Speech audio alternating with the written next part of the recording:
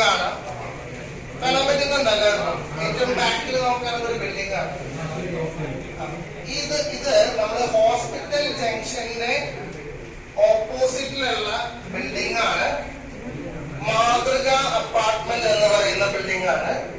അപ്പൊ ഈ ബിൽഡിങ്ങിലാണ് ഈ നീറ്റിന്റെ എൻട്രൻസ് കോച്ചിങ് സ്ഥാപനമാണ് മെന്റർ എന്ന് പറയുന്ന സ്ഥാപനം.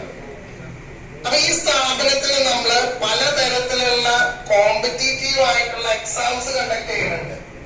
മെയിൻ ആയിട്ട് നടത്തുന്ന കോമ്പറ്റീറ്റീവ് എക്സാംസ് എന്ന് വെച്ച് കഴിഞ്ഞാൽ ഒന്ന് നീറ്റ് എന്ന് പറയുന്ന എക്സാം, രണ്ട് സെൻട്രൽ യൂണിവേഴ്സിറ്റികളിലേക്കുള്ള CUET എന്ന് പറയുന്ന എക്സാം, അതുപോലെ IITകളിലേക്ക് വരാനായിട്ടുള്ള JEE, അതുപോലെ തന്നെ കീമിന്റെ ഫുൾ ഫോം ആർക്കെങ്കിലും അറിയോ? KEAM Kerala engineering architecture and medicine, KEAM, Kerala engineering architecture and medicine ആണ്. അപ്പൊ ഇങ്ങനെയുള്ള എല്ലാ കോമ്പറ്റീറ്റീവ് എക്സാമുകളിലേക്ക് നിങ്ങൾ പോവുകയാണെങ്കിൽ തീർച്ചയായിട്ടും നിങ്ങൾക്ക് എന്തുണ്ടാവണം? ഇതുപോലെയുള്ള കോമ്പറ്റീറ്റീവ് എക്സാംസിനെ കുറിച്ച് കറക്റ്റ് ആയിട്ടുള്ള ഒരു ബോധവൽക്കരണം നിങ്ങളുടെ ഭാഗത്തു നിന്ന് ഉണ്ടാവണം. അപ്പൊ അതിനു വേണ്ടിയിട്ടാണ് ഞാൻ ഇന്ന് ഇവിടെ ഈ ഒരു സെഷൻ നിങ്ങൾക്ക് മുന്നിൽ പ്രസന്റ് ചെയ്യുന്നത്. അപ്പൊ ഏറ്റവും ആദ്യം നിങ്ങൾക്ക് വേണ്ടത് എന്താ? ഒരു ഗോളാണ്. ഈ ഒരു +1 +2 കാലഘട്ടത്തിലത്തെ കംപ്ലീറ്റ് സിലബസും പഠിച്ചാലാണ് നിങ്ങൾക്ക് എന്ത് ചെയ്യാൻ പറ്റുള്ളൂ? ഇത്തരത്തിലുള്ള എൻട്രൻസ് ക്രാക്ക് ചെയ്യാനായിട്ട് പറ്റുള്ളൂ, അല്ലേ?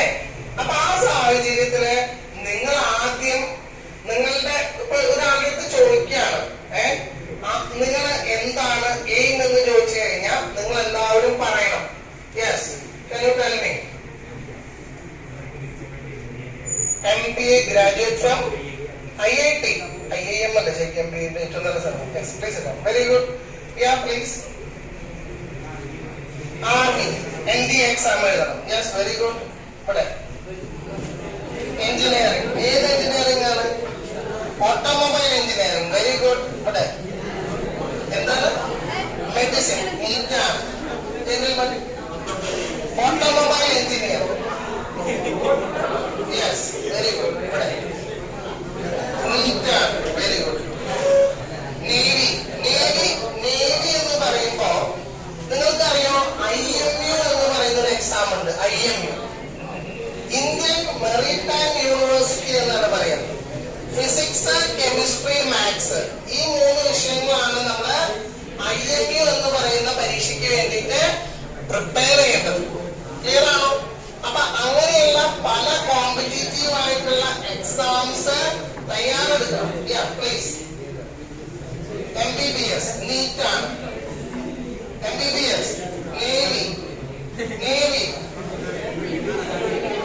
MBBS BSc nursing. ഇവിടെ നീറ്റ്,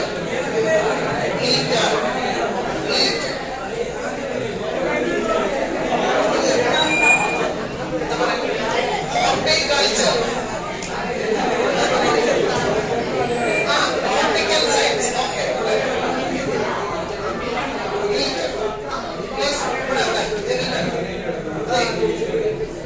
സൈലന്റ് ആയിട്ടിരിക്കുക. ഒരാൾ വന്നു കഴിഞ്ഞാൽ നമ്മൾ ആ ഒരു ഡയഗ്രാം മെയിൻറ്റെയിൻ ചെയ്യേണ്ടത്, അല്ലെ?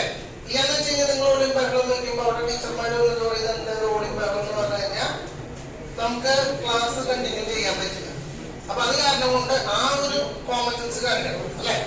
അപ്പൊ പറഞ്ഞു എന്താന്ന് വെച്ച് കഴിഞ്ഞാൽ നീറ്റ് പോലെയുള്ള കോമ്പറ്റീറ്റീവ് എക്സാംസ് നിങ്ങൾക്ക് തയ്യാറെടുക്കണം എന്ന് വെച്ച് കഴിഞ്ഞാൽ നിങ്ങൾക്ക് കൃത്യമായിട്ട് അതിനെ കുറിച്ചും അതിന്റെ പാറ്റേണിനെ കുറിച്ചൊക്കെ അറിയണം, വേണ്ടേ? അപ്പൊ സിസ്റ്ററിന്റെ അടുത്ത് സംസാരിച്ചു കഴിഞ്ഞപ്പോ സിസ്റ്റർ പറഞ്ഞിട്ടുള്ള ഒരു കാര്യം, അവധി ദിവസങ്ങൾ, അതായത് ഞായറാഴ്ചകളിലോ വേറെ ഏതെങ്കിലും പബ്ലിക് ഹോളിഡേസ്, നിങ്ങൾക്ക് സെക്കൻഡ് സാറ്റർഡേ ഹോളിഡേ അല്ലേ, അതുപോലെ ഫോർത്ത് സാറ്റർഡേ ഹോളിഡേ അല്ലേ? ഫോർത്ത് സാറ്റർഡേ സാധാരണ സ്കൂളുകൾക്ക് അവധിയാണ്. ഓക്കെ, അപ്പൊ അങ്ങനെയുള്ള രീതിയിൽ ഹോളിഡേ ഉള്ള ദിവസങ്ങളിൽ നിങ്ങൾക്ക് ക്ലാസ്സുകളൊക്കെ കണ്ടക്ട് ചെയ്യാം എന്നുള്ള രീതിയിലുള്ള ഒരു പ്ലാൻ ഉണ്ട്. അപ്പൊ